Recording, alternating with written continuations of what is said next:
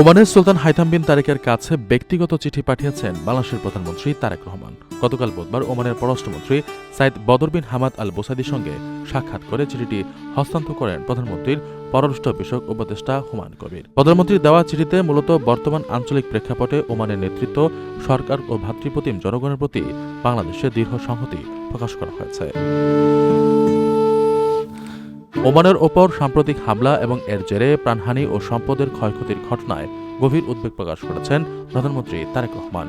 পাশাপাশি এমন পরিস্থিতিতে দেশটিতে অবস্থানরত বিপুল সংখ্যক প্রবাসী বাংলাদেশের নিরাপত্তা নিশ্চিতে ওমান সরকারের পদক্ষেপের জন্য তিনি কৃতজ্ঞতা জানান। যেকোনো প্রয়োজনে ওমান সরকারের পাশে থাকার সুস্পষ্ট অঙ্গীকারও ব্যক্ত করা হয়েছে এই বার্তায়। বৈঠককালে চিঠি হস্তান্তরের পাশাপাশি দ্বিপাক্ষীয় আঞ্চলিক নানা গুরুত্বপূর্ণ বিষয়ে আলোচনা হয়। এ সময় ইরান ও যুক্তরাষ্ট্রের মধ্যকার বিরোধ নিষ্পত্তিতে মধ্যস্থতা করা এবং মধ্যপ্রাচ্যে শান্তি, সংলাপ ও কূটনীতির প্রসারে ওমানের গঠনমূলক ভূমিকার প্রশংসা করেন পররাষ্ট্র বিষয়ক উপদেষ্টা। আলোচনায় বাংলাদেশ ও ওমানের মধ্যকার দ্বিপক্ষীয় সম্পর্কের বিষয়টিও উঠে আসে।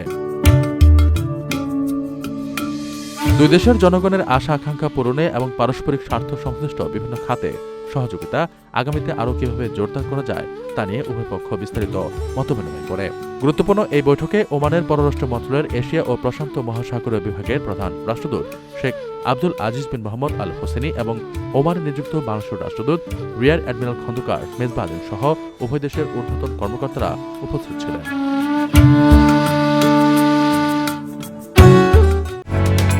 ওমানের সেরা রেট দিচ্ছে বাংলাদেশি প্রতিষ্ঠান গালফ এক্সচেঞ্জ। প্রিয়জনকে টাকা পাঠাতে আজই আসুন আমাদের যে কোনো ব্রাঞ্চে অথবা কল করুন স্ক্রিনে দেয়া নাম্বারে।